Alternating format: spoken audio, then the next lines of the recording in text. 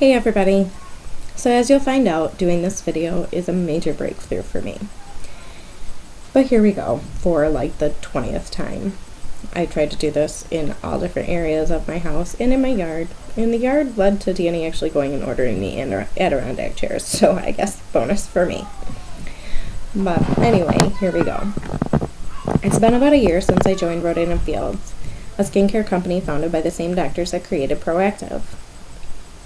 This really got me reflecting on my life as a whole over this past year, as well as years leading up to it and how far I've come.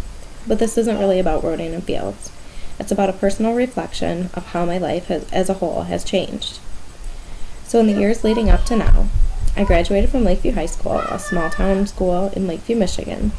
I went on to Alma College, a small liberal arts college, also in Michigan. I graduated with a Bachelor of Arts in Elementary Education with minors in Math and Psychology. I had career goals of becoming a teacher and eventually moving on to a master's degree in counseling and becoming a school counselor. Wow, was I wrong about how that was all going to turn out. I moved to Florida upon graduation from college to set out on this journey. I was a newlywed. I started teaching at a small charter school in St. Cloud, Florida, which is near Kissimmee and Orlando, home of Disney. Of course, I thought everything would just be grand and magical there, just like Disney World. Funny thing is, I never actually went to Disney World the whole time I lived there. Things started out okay, but being a first-year teacher in a small charter school that was struggling to keep enrollment up, struggling to keep teachers, and struggling to keep administrators, I felt it really lacked the leadership that I really desperately needed to become successful in my career.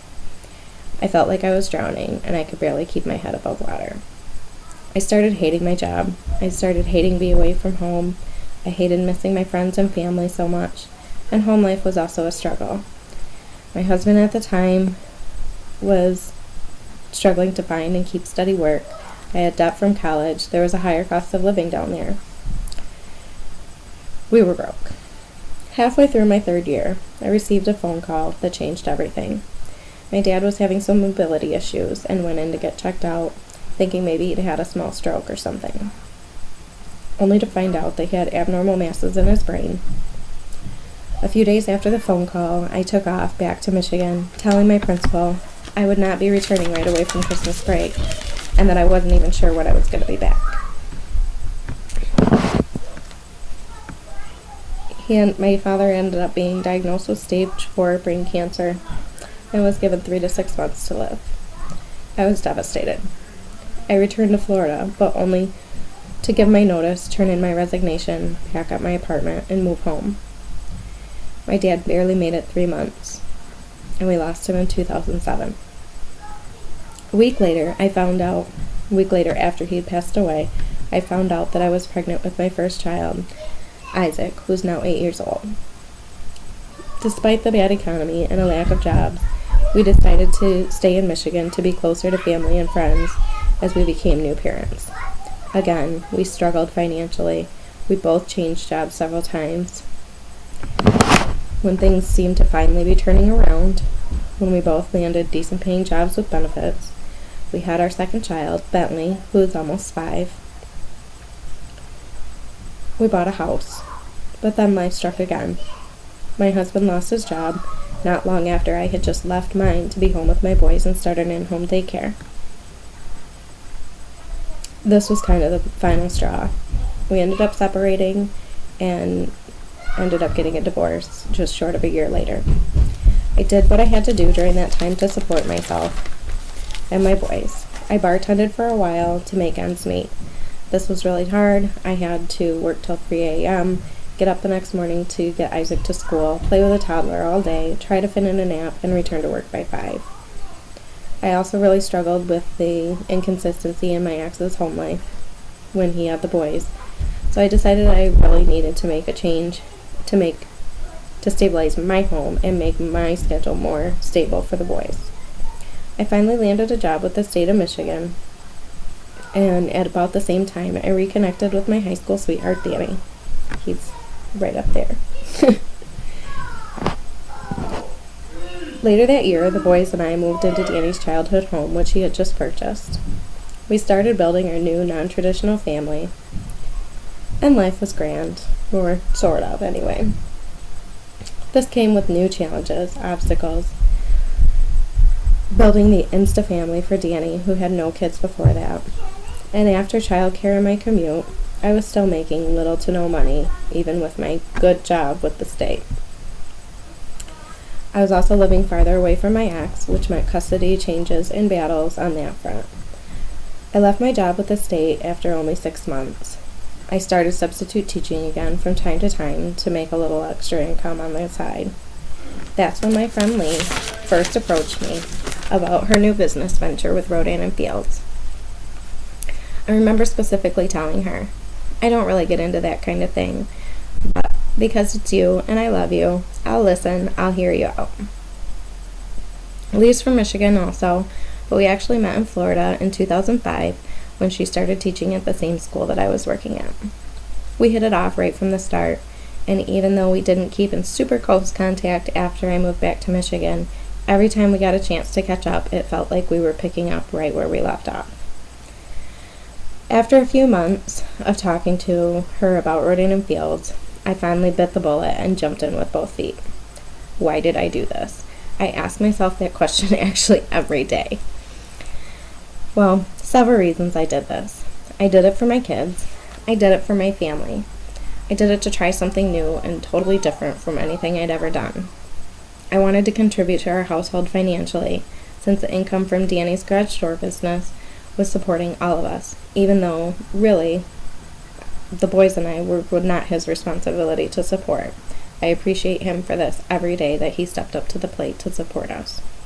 But I really wanted to give something too. I wanted to help provide, and I also really wanted something for myself, something that was just mine.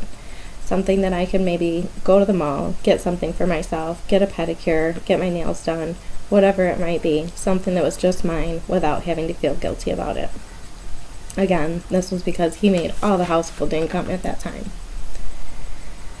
This new challenge has not been without obstacles.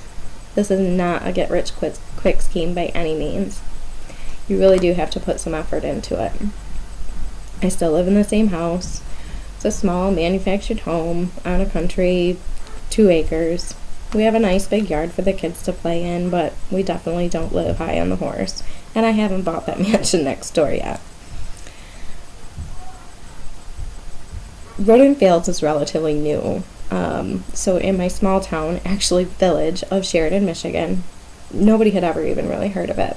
In fact, there's still a lot of people who haven't heard of it yet. This is good for me because it means sky's kind of the limit. I can build it up and I can do with it what I want. But it's also difficult because it leaves it all on me to lay the groundwork for this new brand. In an area where a lot of people kind of like to stick with what they know.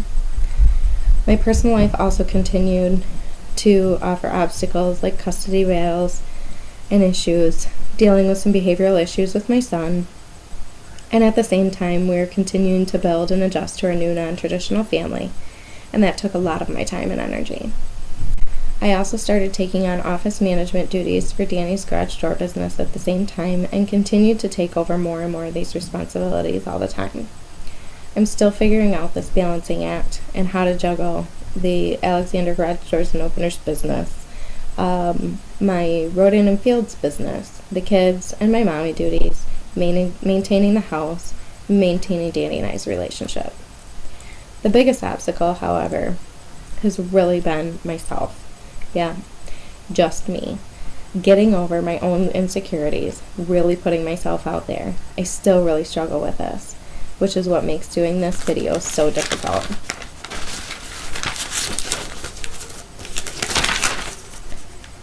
As much as we all like to say, I don't care what people think. If someone doesn't like me, oh well. If they don't like me, or they unfollow me, or they unfriend me, or they just plain avoid me on the street, in the grocery store, at school, or whatever, I guess they weren't a real friend, whatever. Oh my god, though, this is so much easier said than done. I will admit right here and now, I do care. I do care what people think of me. I do care about my image. I like to be liked. I really think that people who say they don't are probably lying at least a little bit. I think it's part of just human nature to care a little bit, to want to maintain our image and to be liked. Maybe other people have just evolved past this more than me, maybe not, or maybe you can relate. So I spent many times when I'm about to hit post or I'm about to hit send, and I sit there thinking, they're going to think I'm just another person trying to sell crap on Facebook.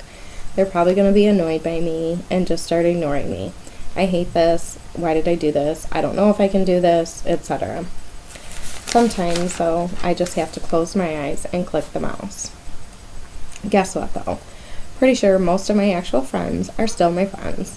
Maybe some people have unfollowed me, but I don't know about it, so I guess that doesn't really matter.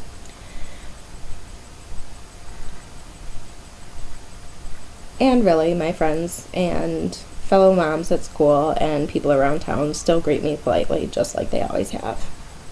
Holy crap, I guess I'm still alive. I have just as many friends, or maybe it's just as few friends, as I had before, and I haven't died yet from hitting that send or post button. So to finally try to wrap this up, going into this next year, my biggest goal is to continue to put myself out there as more and as much as I can. I need to just really grow a pair and not care what people think. I really want to take this thing to the next level. So yeah, like I said the other day in a post, sorry, but not sorry. I'm not quitting. I'm going to keep going with this, and I'm really ready to try to keep doing more of these things to put myself out there more, even though it's super uncomfortable for me. Now, if someone watches this and thinks, hey, cool, I want to try this Road and Field things too, then hey, that's awesome. Bonus for me. But again, that's not even what this is about. If I can help even one person to go for any goal or dream that has been difficult to tackle, or to take on anything new, whether it's personal or business related, or to just not giving up on a fight they're already fighting, then that's really what matters. At this point, now that I've put myself through the torture of doing this video, I've accomplished one of my goals already anyway, so I guess I'm already winning. Thanks for watching. Bye.